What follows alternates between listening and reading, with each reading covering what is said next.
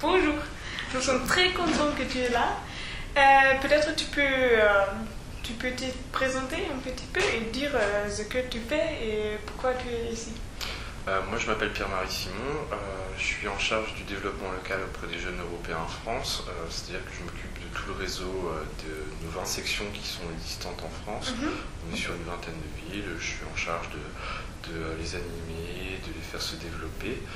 Je suis aussi responsable à Lille de la section lilloise, donc j'ai été invité ici pour animer un atelier. Très bon. Et tu étais ici pour le séminaire autour de Jean Monnet. Et c'était les premiers jours aujourd'hui. Et qu'est-ce que tu as apporté pour toi dans ce jour-là? Ce séminaire aujourd'hui était particulièrement intéressant. J'ai beaucoup apprécié l'échange intergénérationnel.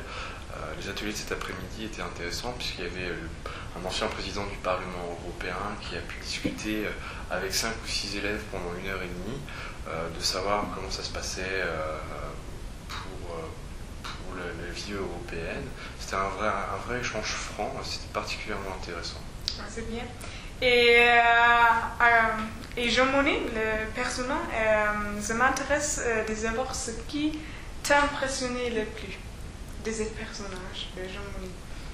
Jean Monnet, c'est à mon sens un personnage qui est beaucoup trop méconnu dans l'histoire française, parce qu'il fait partie des grands hommes qui ont su complètement changer et impulser une nouvelle citoyenneté, une nouvelle donne économique, une nouvelle donne politique. Cet homme est vraiment très méconnu parce que c'était qu'un simple haut fonctionnaire français et pourtant il a réussi à mettre en place un système qui, 50 ans après, continue à fonctionner. Et aujourd'hui, il est temps quelque part de rendre à César ce qui appartient à César et de rendre à Jean Monnet ses lettres de noblesse.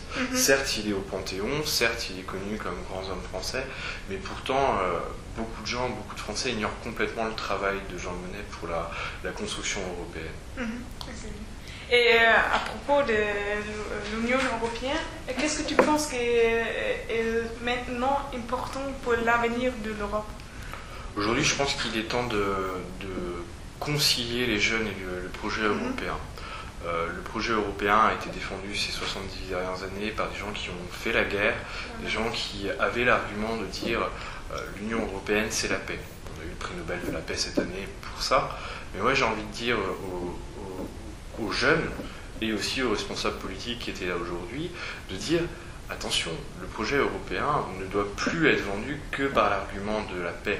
Aujourd'hui, le projet européen doit être vendu grâce aux droits qui sont ici, grâce aux droits des citoyens qui se mettent en place, grâce à l'État européen en construction qui est en train de protéger les citoyens du meilleur qu'il peut. C'est autant de choses qui doivent être dites aux jeunes comme aux anciens pour essayer de concilier les jeunes avec le projet européen. Et concrètement, qu'est-ce que je peux faire alors, ou les jeunes en général, on discute, ou qu'est-ce qu'on peut faire concrètement, tu peux rejoindre les jeunes européens et venir faire des interventions Europe à l'école auprès des citoyens jeunes, collège, lycée, pour sensibiliser au projet européen.